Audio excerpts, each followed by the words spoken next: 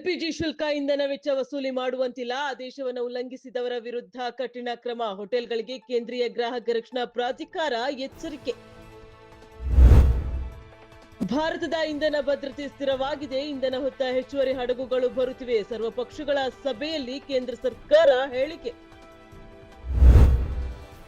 ಅಜಿತ್ ಪವಾರ್ ಸಾವಿನ ಪ್ರಕರಣ ಕರ್ನಾಟಕಕ್ಕೆ ಎಫ್ಐಆರ್ ದಾಖಲಿಸುವ ಅಧಿಕಾರವಿಲ್ಲ. ಮಹಾರಾಷ್ಟ್ರ ಸಿಎಂ ಫಡ್ನವೀಸ್ ಹೇಳಿಕೆ. ದೇಶದಾದ್ಯಂತ ಚಿಲ್ಲರೆ ಮಾರಾಟ ಮಳಿಗೆಗಳಲ್ಲಿ ಸಾಕಷ್ಟು ಇಂಧನ ಸಂಗ್ರಹವಿದೆ. ರಾಜ್ಯದಲ್ಲಿ ಪೆಟ್ರೋಲ್ ಡೀಸೆಲ್ ಕೊರತೆ ವದಂತಿಗಳಿಗೆ ಕಿವಿಕೊಡಬೇಡಿ. ಜನರಿಗೆ ರಾಜ್ಯ ಸರ್ಕಾರ ಮನವಿ. ಹೈಕಮಾಂಡ್ ಒಪ್ಪಿದರೆ ಮುಂದಿನ 2 ಬಜೆಟ್ ಮಂಡನೆ ನನ್ನದೇ. ಎಲ್ಲದೂ ಹೈಕಮಾಂಡ್ಗೆ ಬಿಟ್ಟ ವಿಚಾರ. ಸಿಎಂ ಬದಲಾವಣೆ ಪ್ರಶ್ನೆಗೆ ಸಿದ್ದರಾಮಯ್ಯ ಪ್ರತಿಕ್ರಿಯೆ. ಹುಬ್ಬಳ್ಳಿ ಹಾವೇರಿ ಗದಗದಲ್ಲಿ ವರುಣನ ಆರ್ಭಟ. ಚಿಂಚೋಳಿ ಬ್ಯಾಡಗಿಯಲ್ಲಿ ಆಲಿಕಲ್ಲು ಮಳೆ. ಸಿಡಿಲಿನ ಬಡಿತಕ್ಕೆ ಹೊತ್ತಿ ಉರಿದ ತೆಂಗಿನ ಮರ.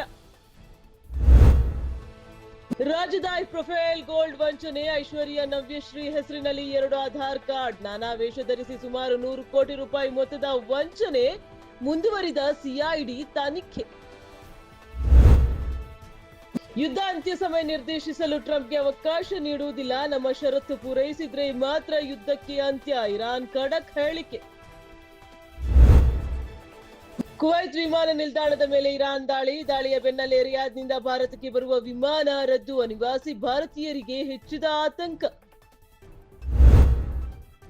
2026ರ ಐಪಿಎಲ್ ಟಿ20 ಮಾರ್ಚ್ 28ಕ್ಕೆ ಆರ್ಸಿಬಿ ವರ್ಸಸ್ ಸನ್ರೈಸರ್ಸ್ ಹೈದರಾಬಾದ್ ಪಂದ್ಯ. ಬೆಂಗಳೂರು ಮೆಟ್ರೋದಲ್ಲಿ ಫ್ರೀ ರೈಡ್. ಸಂಚಾರ ಅವಧಿ ವಿಸ್ತರಣೆ.